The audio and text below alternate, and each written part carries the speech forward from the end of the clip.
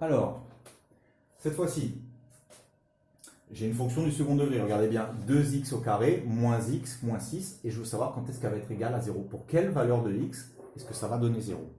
J'ai bien une fonction du carré, fonction du second degré qui est du type ax au carré plus bx plus c.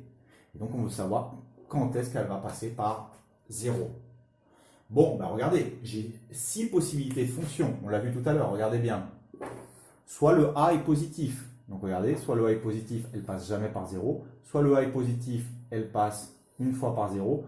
Soit le a est positif et elle va passer 2 fois par 0. Donc voilà les 3 premières fonctions. Là, regardez, à chaque fois le a est positif. Dans celle-ci, regardez bien, le delta est négatif. Là, le delta égale à 0. Là, le delta est positif. Sinon, si le a est négatif, regardez bien, elle peut être comme ça ou comme ça. Voilà les 3. Donc j'ai 6 fonctions possibles.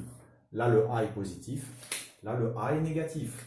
Donc regardez bien, là j'ai le delta qui est négatif en même temps. Là, le delta qui est égal à 0. Et là, le delta qui est positif. Voici les 6 fonctions possibles. Bon, bah, déjà là, regardez bien. Je vois tout de suite que devant le x au carré, le a il est égal à 2. Ça veut dire que j'ai soit cette fonction, soit celle-ci. Je sais que j'ai aucune des rouges. J'ai une des 3 fonctions. Bon, bah, on va regarder si on a celle-ci, celle-ci ou celle-ci. Comme ça, on verra combien de solutions à mon équation. Est-ce que à 2x au carré moins x moins 6, est-ce que j'ai 2 solutions, 2 valeurs de x qui me permettent de résoudre cette équation-là? Est-ce que j'ai une seule valeur de x qui me permet de résoudre cette équation-là? Ou est-ce que j'ai aucune valeur de x qui me permet, donc il n'y aurait aucune solution pour cette équation-là? Bon, bah, la première chose à faire, c'est de trouver la valeur de delta. Bon, bah, vous avez une formule à apprendre. C'est delta, il est égal à b au carré moins 4ac. b au carré moins 4ac. Allez, bah, remplacer. Si vous voulez, on l'a vu dans l'exercice d'avant, comment calculer, enfin, comment trouver a, b et c. Mais vous pouvez les noter peut-être au début, dans les premiers temps. Regardez bien ici, le a, il est égal à 2. Le b, il est égal à moins 1. Et le c, il est égal à moins 6. Vous pouvez le faire dans un premier temps, après vous arrêterez peut-être de le faire rapidement. D'accord? Mais ça peut peut-être vous aider dans les exercices. Allez, je remplace. Donc on me dit b au carré. Attention, mettez bien la parenthèse, vous savez déjà, vous avez l'habitude. Il y a des calculatrices qui ne calculeront pas bien quand il y a un numéro négatif avec un carré. Ensuite, b au carré moins 4 fois a fois c. La valeur de a, c'est 2. La valeur de c, c'est moins 6. Allez, ça fait 1. Et ça va nous donner, attention, il y a un moins et un deuxième moins. Donc 2 moins, ça devient un numéro positif. Ça va me donner en tout, ici, 48. Donc 1 plus 48, ça fait 49. Bon, je viens de trouver donc un delta qui est positif. Bon, bah, j'ai le a qui est positif, j'ai le delta qui est positif. J'ai donc cette équation-là. J'ai donc 2 solutions pour mon équation. Il y a 2 valeurs de x qui me permettent d'obtenir 0. Il y a 2 valeurs. Allons-y. Maintenant, il faut trouver ces 2 valeurs-là. Là, celle qui est là et celle qui est ici. Donc x1, la première valeur, et x2, la deuxième valeur.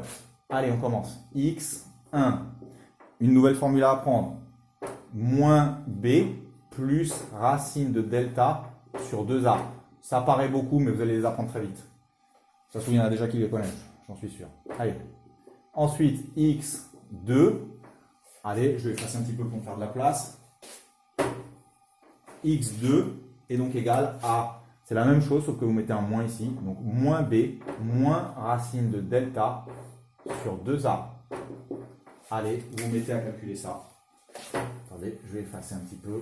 On les refera après si on a besoin. Allez, on calcule, on remplace. Donc, moins b. Donc, moins b. Le b, il est égal à moins 1. Moins 1, ça devient plus 1. Plus racine de 49 sur 2 fois le a. Donc, ça fait sur 4. Allez, ça fait 1 plus 7 divisé par 4. Ça fait 2. Donc, qu'est-ce que ça fait? Ça veut dire que si vous remplacez ici le x par 2, vous allez trouver 0. Très facile. C'est ma première solution. Faisons la deuxième. Regardez bien. Donc, je me retrouve avec 1 moins racine de 49 sur 4. 1 moins 7, ça fait moins 6. Moins 6 divisé par 4, moins 1,5.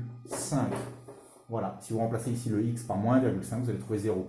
En fait, le dessin, il ressemblera à quelque chose comme ça. Elle va passer par moins 1,5. Elle va passer par 2. et la fonction elle est décroissante puis croissante, donc elle descend comme ça et elle remonte comme ça. Voilà la fonction qu'on a là. Elle passe 2 fois par 0 à moins 1,5 et à 2. Allez, j'efface. Donc là, pareil, j'ai le A qui est positif. D'accord? Il est égal à 4. Donc, j'ai forcément une de ces trois fonctions-là. Regardez, celle qui passe jamais par 0, celle qui passe, pardon, une fois par 0, j'ai un peu mal dessiné, mais c'est pas grave, et celle qui passe 2 fois par 0. À voir laquelle on a. Allez, on fait comme tout à l'heure, on calcule notre delta. Delta égale b au carré moins 4ac. Allez, b au carré moins 4ac. Bon, bah là, le b il est égal à 4. 4 au carré moins 4 fois 4 fois 1. Ça va faire 16 moins 16, 0. Bon, bah ça veut dire que j'ai celle où le delta est égal à 0. Quand c'est égal à 0, c'est qu'elle passe une seule fois. J'ai une seule solution, donc j'ai cette fonction-là.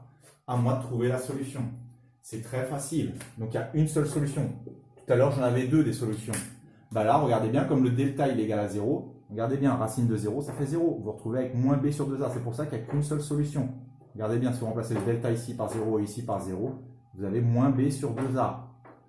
Bon, bah je le marque. x1 est égal à moins b sur 2a.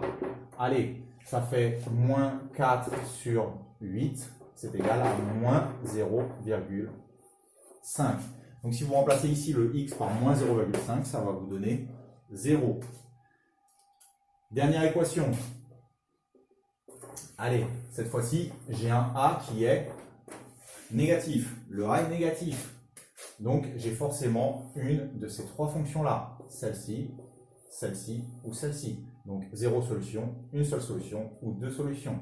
Allez, on calcule le delta. B au carré moins 4ac.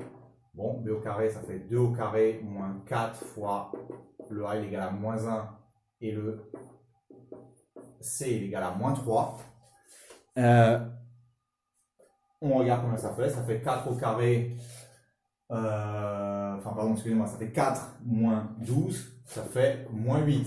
Je viens de trouver donc un delta négatif. Delta négatif, je suis là. Donc, j'ai aucune valeur de x qui va me permettre de résoudre cette équation-là. Donc, ça veut dire quoi? Je le marque. Il n'y a aucune solution. D'accord? Elle ne va jamais passer par 0. Donc, moi, on me demande de regarder quand est-ce qu'elle va passer par 0. Elle ne passera jamais par 0. Voilà pour cet exercice.